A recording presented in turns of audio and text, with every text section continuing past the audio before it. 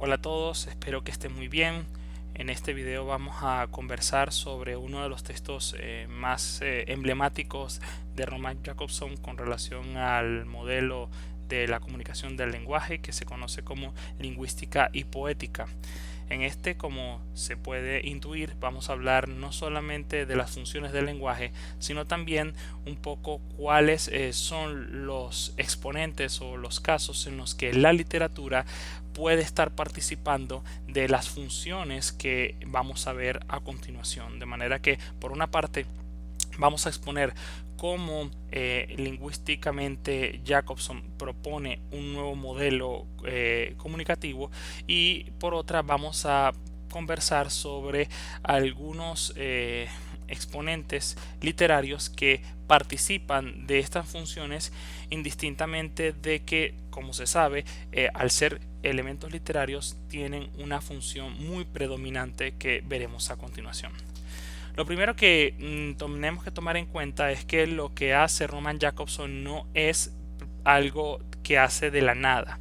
Ya en 1934 hay un antecedente muy importante y se puede decir que es la base de lo que va a ser posteriormente Jakobson, eh, llamado Karl Bühler, un lingüista alemán que publicó una obra bastante compleja en 1934 llamado Organon, en donde reflexiona sobre cómo nos comunicamos y cuál es la estructura básica de esa comunicación.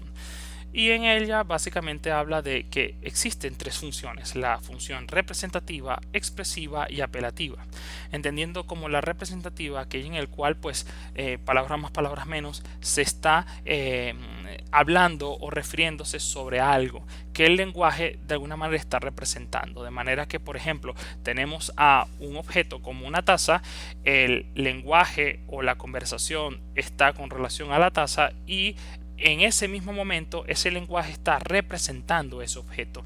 Entonces, la función representativa tiene que ver con el lenguaje que busca tratar los objetos, se enfoca en referirse a algo.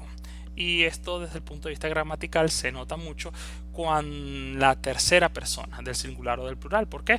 Porque la función representativa lo que nos está diciendo es que cuando se habla en esta función, se habla sobre alguien o sobre algo, y ese algo siempre es una tercera persona, en este caso la taza. La segunda función, la llamada expresiva, tiene que ver con quien emite la información. Cuando alguien dice algo, esa persona que es la autora del mensaje está de alguna manera expresándose, diciendo lo que desea. En ese caso, está muy asociado a la primera persona del singular o del plural. Alguien quiere decir algo, y cuando esa persona quiere decir algo, está ejecutando una función expresiva. Muchas veces puede ser algo emotivo con relación a lo que siente, con relación a cómo se siente, qué cosas le pasan, etcétera, etcétera. Y finalmente está la función apelativa, que, como podemos ya imaginar, apelar implica llamar, referirse a alguien, pues tiene que ver cuando el lenguaje se enfoca en marcar la atención o buscar algo de la persona a la que se le está diciendo la información.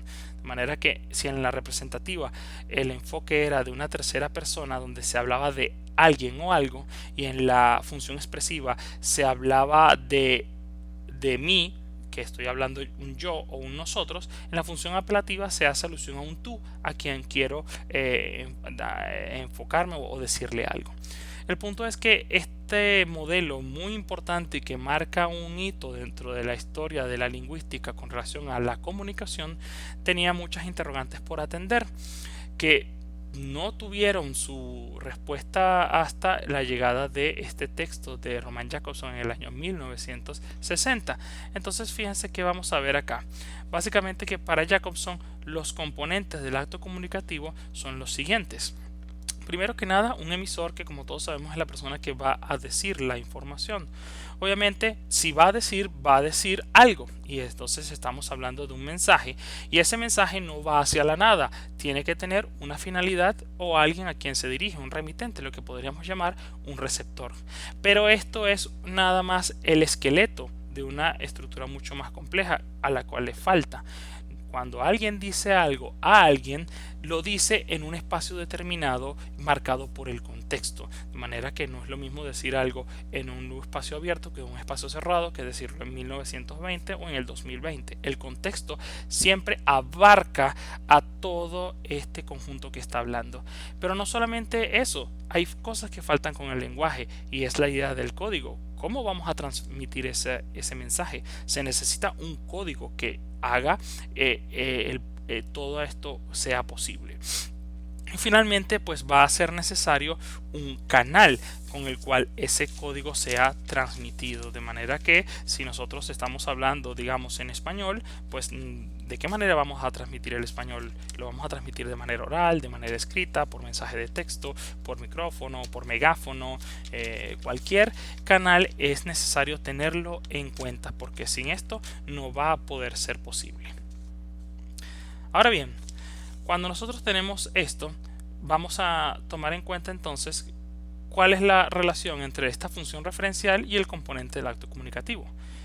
La función referencial, que tiene que ver básicamente con el referente y la tercera persona, siempre va a aludir al contexto, con lo cual textos que de alguna manera tengan que hablar sobre el espacio exterior, sobre un contenido histórico que está ocurriendo, sobre libros, sobre edificios, cualquier cosa que esté hablando del mundo exterior en esa comunicación siempre va a hacer alusión al contexto y por eso es una tercera persona. Pensemos en dos hablantes que están conversando sobre lo que pasó en un partido de fútbol o de béisbol o un evento deportivo. El referente es ese acontecimiento que está ajeno a ellos dos, es una tercera persona, es el partido, con lo cual el referente hace alusión al componente comunicativo del contexto. Una discusión que tenga que ver con algo que pasó siempre va a hacer alusión al contexto. Siguiendo con esto, la función emotiva, que gramaticalmente está asociada a la primera persona, siempre va a hacer una relación con el emisor. El emisor, cuando va a hablar de sí, cuando va a establecer algún tipo de interjección, cuando expresa algo que implica un estado personal, está ante una función emotiva. Esto se ve, como dije anteriormente, con los casos de del hablante que establece una interjección o que dice palabras que van en función de establecer estados de ánimo. En todo caso, durante la función emotiva, lo importante es el emisor. Y hay algo que quiere el emisor hacer notar sobre sí y que nosotros de alguna manera percibimos durante la comunicación. A diferencia de la referencial, ya no es lo que está afuera, sino de la persona que está hablando en ese momento. La función conativa está relacionada con la segunda persona y es todo lo contrario. Aquí el lenguaje que está haciendo el emisor de alguna manera está relacionada con lo que va a decir al receptor. Hay algo que está buscando en ese receptor. Puede ser que esté buscando apelar a sus emociones, puede ser que esté buscando hacerle notar algo. En todo caso, en la función conativa, el protagonista de todo el discurso es el receptor. Hay algo en lo que se necesita enfocar para obtener algún tipo de finalidad comunicativa. Esto que estoy diciendo acá de alguna manera es lo que ya había dicho con otras palabras Bühler en su libro Organon, y los otros que vienen más adelante son aportes de Jacobson que de alguna manera complementan de manera definitiva el modelo comunicativo. Cuando habla de la función fática, estamos hablando de una función en donde se privilegia el canal. Esto se ve cuando en la charla entre una serie de hablantes alguien necesita corroborar que el canal por el cual están hablando se mantiene vigente. Por ejemplo, dos personas, que coloca el caso Jacobson, cuando dos personas hablan por teléfono y una le dice me estás oyendo.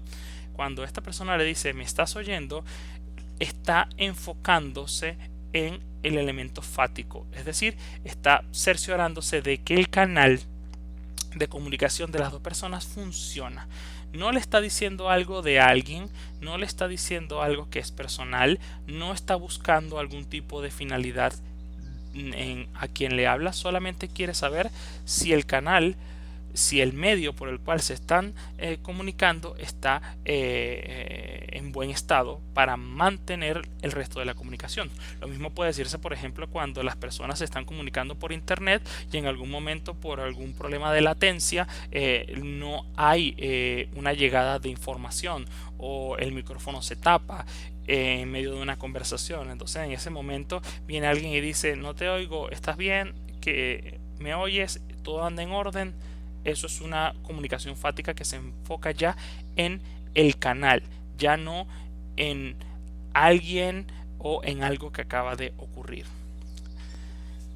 La función metalingüística se va a centrar básicamente en el código y la vemos cuando el lenguaje ya no habla sobre algo o alguien, no expresa un interés personal del que habla o algo que se quiera, por ejemplo, conseguir en un receptor. Se va a notar cuando el lenguaje empiece a utilizarse para definir elementos que son propios del lenguaje.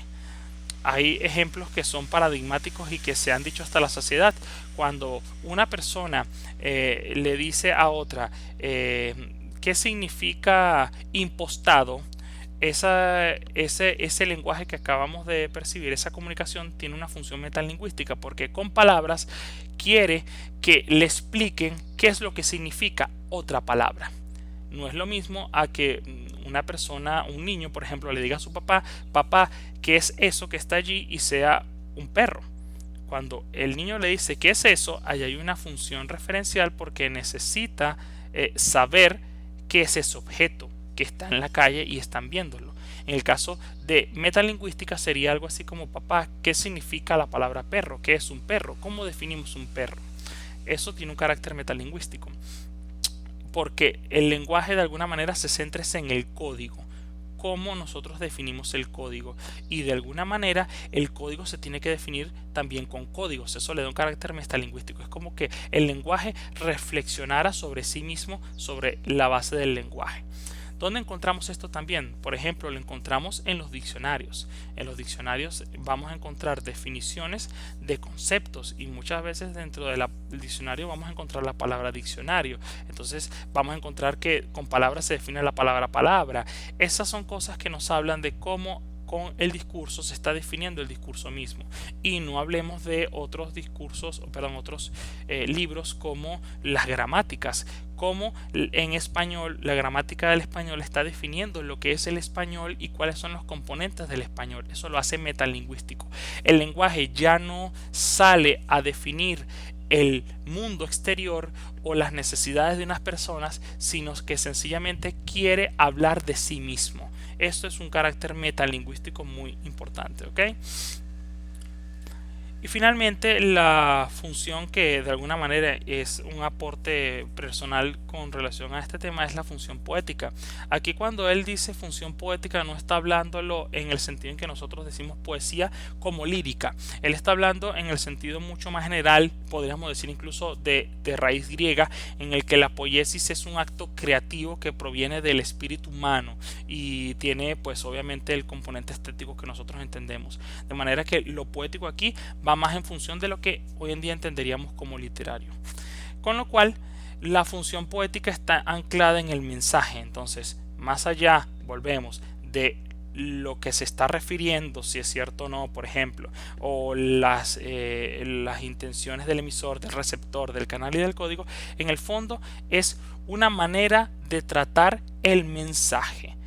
En este sentido, podríamos incluso decir que a mayor función poética dentro de un discurso, por ejemplo, la función referencial puede verse disminuida, porque el contexto siempre le da interés al referente, lo que hace que el mensaje tenga que ser lo más fiel posible a ese contexto. Mientras que cuando hablamos de la función poética, lo que vemos es que el mensaje, la expresión de ese mensaje es mucho más importante a veces que el contexto, porque en el fondo el arte va a transformar por vía de los componentes básicos como la ficción, etcétera, etcétera, lo que quiere decir.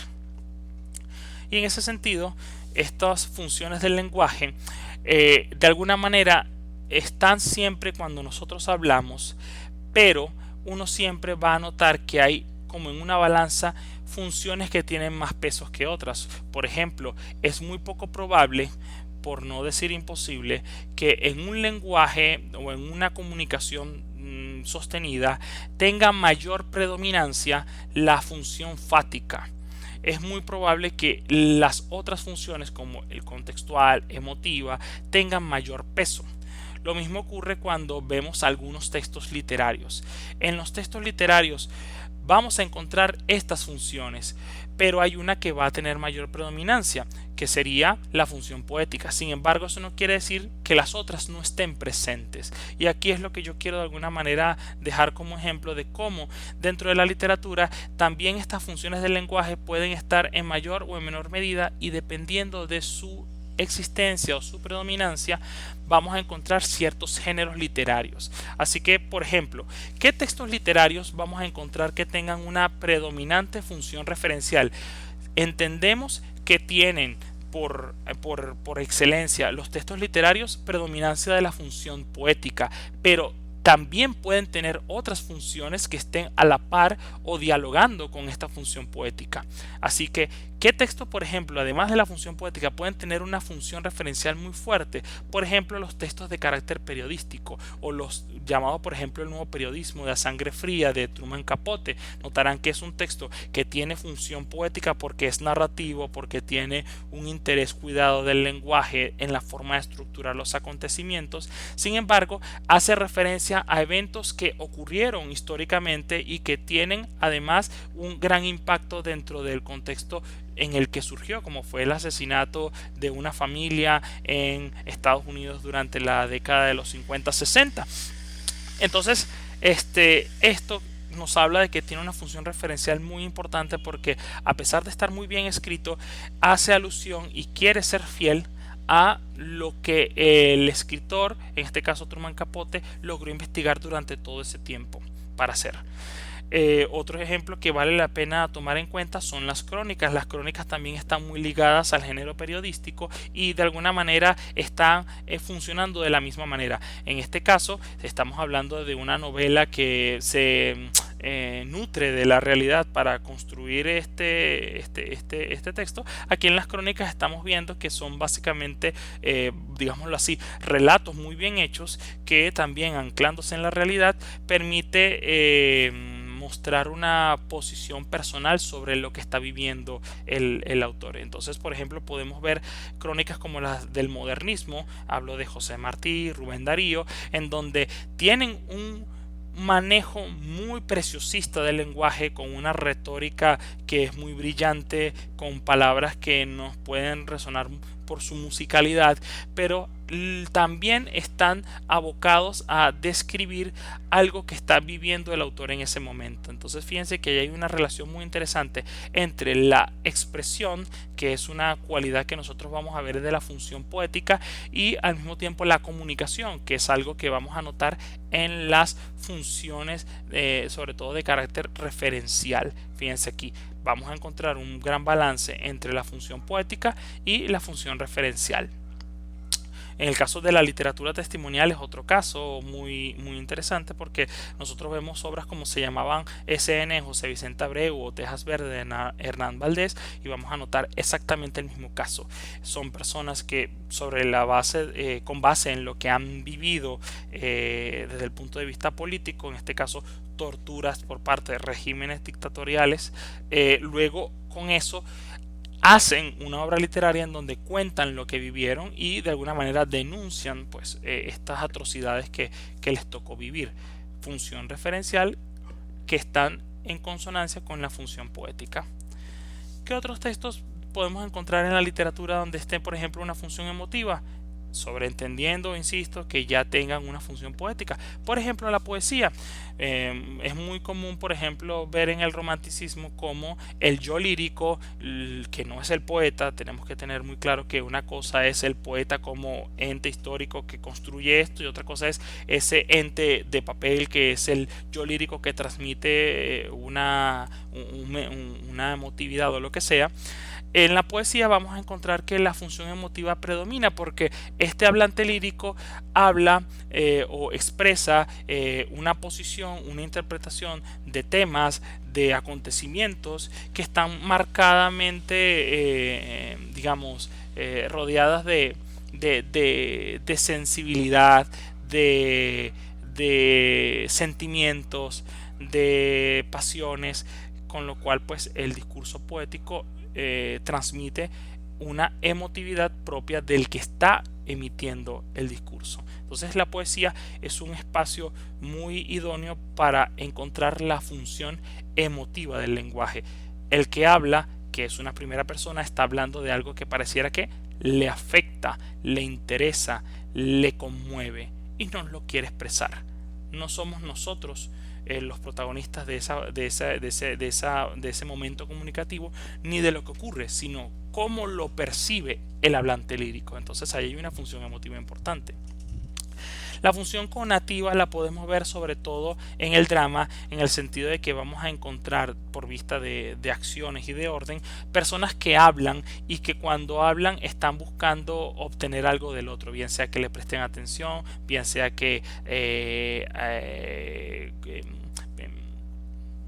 bien sea, digamos, convencerlo de algo, etcétera, etcétera. En el drama hay una función conativa en ese sentido, pero también encontramos función conativa en algunos textos que podrían llamarse como paraliterarios, entendiendo como paraliterarios aquellos textos que no son propiamente literarios, sino que se agarran de las estrategias de la literatura de consumo, la literatura de género, por ejemplo, y buscan ciertos efectos en los lectores. Por ejemplo, el caso de la literatura erótica, el caso de la literatura policial, el caso de las literaturas que son de terror. ¿Por qué se consideran que tienen una función conativa? Primero porque estos textos por lo general tienen unos patrones de composición muy específicos, lo que se llamaría esta literatura vexelera que busca sencillamente reproducir algo para consumo mediático masivo y que buscan explotar pasiones en los lectores con el fin de obtener muchas veces sencillamente un beneficio económico. Entonces, por ejemplo, ¿por qué un relato erótico suele tener una función conativa? Porque el discurso literario no va en función de expresar un mensaje quizá muy estético o de hablar de un referente histórico que valga la pena recordar, sino que busca utilizar estrategias narrativas que estimulen el carácter erótico pasional del lector y con eso pues mantenerlo enganchado y así aumentar su consumo. Esto es una característica de la paraliteratura y por eso se habla de una función conativa, porque la literatura de este cuño o la paraliteratura de este cuño lo que busca es explotar ciertas emociones en los lectores con el fin de mantenerlos cautivados y obtener ciertos beneficios en ese caso. Lo mismo ocurre cuando vemos las tramas de misterio, es decir, utilizan una serie de estrategias que exploten nada más la intriga. No importa si la trama puede estar más o menos bien hecha, si hay un referente que es histórico, lo que interesa es estimular emocionalmente a los lectores según el género para obtener un beneficio de ellos. Esto implica una función conativa. El discurso se dirige y va en función de explotar lo mejor del espectador. La función fática es igual, es el sentido de verificar el canal, no suele estar como predominante en la literatura, por lo que podemos prescindir fácilmente de ello. La función metalingüística sí es un elemento muy importante porque la podemos ver en algo que se conoce como la metaficción, que sin entrar en detalles sobre qué estamos hablando cuando hablamos de metaficción, podríamos decir básicamente que la metaficción se caracteriza porque es una ficción en donde los personajes suelen estar conscientes de su naturaleza ficcional, lo que de alguna manera hace que la ficción sea reflexiva. No es una ficción que representa la realidad y simula ser la realidad, sino que es un mundo imaginario donde los personajes están conscientes de que son imaginarios, ¿ok? Entonces eso lo podemos notar, por ejemplo, en un cuento muy famoso de la literatura hispanoamericana como el cuento ficticio Julio Garmendia, en donde hay un personaje que está consciente de que pertenece al reino de los cuentos de hadas, por ejemplo. Entonces este personaje reflexiona durante esta historia sobre que él va a llegar a conocer al resto de los personajes que haya en el mundo de la literatura. Entonces, ¿por qué aquí hay un carácter metaficticio? Porque el personaje no está simulando ser un personaje de la realidad, sino que él mismo tiene conciencia de que es falso y que todo es posible dentro de ese mundo ficticio. Otra forma de encontrar la metaficción es cuando la ficción va a reflexionar sobre la ficción. Por ejemplo, si nosotros vemos el caso que mencioné de Truman Capote, Sangre Fría, notaremos que la ficción quiere simular o quiere ser fiel a la realidad, lo que ocurrió en el asesinato. O en el caso Se llamaba SN, la ficción, el discurso ficticio, el discurso literario, quiere ser fiel a lo que vivió esta persona bajo las dictaduras militares de los años 50. Pero ¿qué ocurre con la ficción sobre la ficción? Pues precisamente que se potencia el carácter metaficcional porque es un juego de la literatura con literatura misma. Entonces aquí pongo un caso paradigmático del cuento 1002 de Sherezade de Poe, que si alguno lo ha leído recordará que es básicamente como un nuevo cuento que aparentemente no fue incluido en la versión oficial de Las Mil y Una Noches y que significa el verdadero final que tiene la historia. Entonces, ¿por qué aquí encontramos un elemento ficticio? Porque Poe está haciendo literatura con otra personaje y con otra trama que ya es literaria. Esto se parece un poco a lo que hoy en día se conoce como las fanfiction y que tiene eventualmente cierta relación con lo metaficcional, porque de alguna manera Poe está utilizando esta tradición, esta ficción, y la está reconfigurando para hacer otro texto literario. Entonces fíjense cómo la ficción está nutriéndose de la ficción para hacer una nueva ficción. En ese sentido, estamos hablando de lo metaficcional y por ende, análogamente, estamos ante una función metalingüística. Así como con el lenguaje se define qué es el lenguaje, con la ficción se está creando otro tipo de ficción. Pero no solamente lo podemos encontrar en el plano de la prosa, también lo podemos encontrar en el plano de la poesía, aunque sea menos común. Por ejemplo, hay dos manifestaciones que me parecen significativas, como pueden ser las poéticas. Cuando hablamos de poéticas estamos hablando sobre todo de la visión que los escritores tienen sobre lo que es el arte para ellos. Es, si se quiere, el testimonio de lo que consideran ellos que están haciendo. Y muchos poemas tienen este nombre de poética. A veces tienen otras cosas que son sugerentes como poesía, qué es la poesía, ese tipo de textos en donde de manera poética se está definiendo qué es la poesía. Eso le da un carácter metaficticio también a la poesía, porque no es, por ejemplo, un texto lírico hablando sobre sentimientos que pueden verse reflejados en la vida real, por ejemplo, la muerte de la amada, sino que es un texto poético que de alguna manera poética está diciendo que es la poesía. Entonces fíjense, es como si el lenguaje o el discurso literario no quisiera representar al mundo, sino quisiera representarse a sí mismo. Estamos entonces otra vez ante un carácter metaficticio, metalingüístico desde el punto de vista de las funciones del lenguaje de Jacobson. Y otro texto que me parece muy pero muy ilustrativo sobre este carácter metaficticio de la poesía es un verso de un poema de Lope de Vega que se llama Un verso me manda a ser violante. Les recomiendo que lo lean, es bastante breve y se nota el carácter metaficticio por la misma razón de que el autor está contando, un amigo que quiere que le diga que haga unos versos, y lo llamativo es que mientras él está escribiendo y diciendo lo que es un verso, el poema está reflejando lo que es eso que está diciendo. Entonces eventualmente él va a decir que los versos son de 4 sonetos, y cuando llega a esa parte donde dice que son, perdón, que son de 2 cuartetos, ha habido 2 cuartetos que estamos leyendo. Entonces hay como una especie de sincronización entre lo que está diciendo y lo que estamos leyendo. ¿Por qué eso lo hace metaficticio? Precisamente porque el texto está hablando de la poesía, y al mismo tiempo que está definiendo que es un soneto, el soneto se está haciendo. Entonces fíjense otra vez, la literatura está tomándose como referencia para hacer literatura, no está tomándose a la realidad, está tomándose a sí misma para hacer literatura. Eso es un elemento metalingüístico y que se ve sobre todo en el plano de la literatura como metaficción. Y finalmente tenemos la función poética, que como todos sabemos la debería tener toda obra literaria. Si la obra literaria no la tiene, entonces no estaríamos hablando en principio de una obra literaria, sino de otra cosa, que podría ser, como han dicho autores como Alfonso Reyes, literatura aplicada, o sencillamente falsa literatura u otra cosa. Pero en todo caso, todo texto que se precie de tener o ser literario debe tener en principio esta función poética. ¿Y cómo vamos a percibir eso?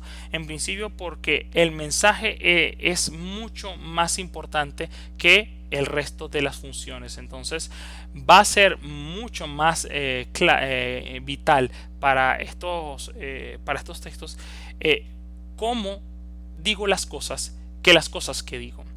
Para la función poética no existen temas poéticos, sino formas poéticas de tratar esos temas. Y eso es lo que le va a dar obviamente un carácter literario. Y como he dicho en otras ocasiones, puede haber mezclas. Si vemos el libro de Manuel de Julio Cortázar, va a tener un texto periodístico que al mismo tiempo va a estar dentro de un discurso literario. O textos como La tía Julia el escribidor de Mario Vargas Llosa o El Quijote, que van a tener textos para literarios, lo que implica que haya una función conativa.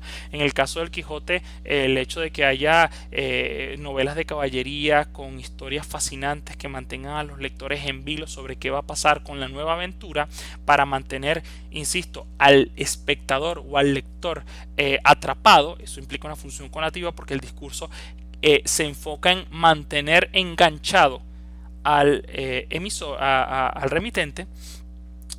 Pero al mismo tiempo hay una función poética, porque estos textos no son simples repetidores de estrategias de géneros ya de textos ya muertos, de textos ya repetitivos, sino que los transforma.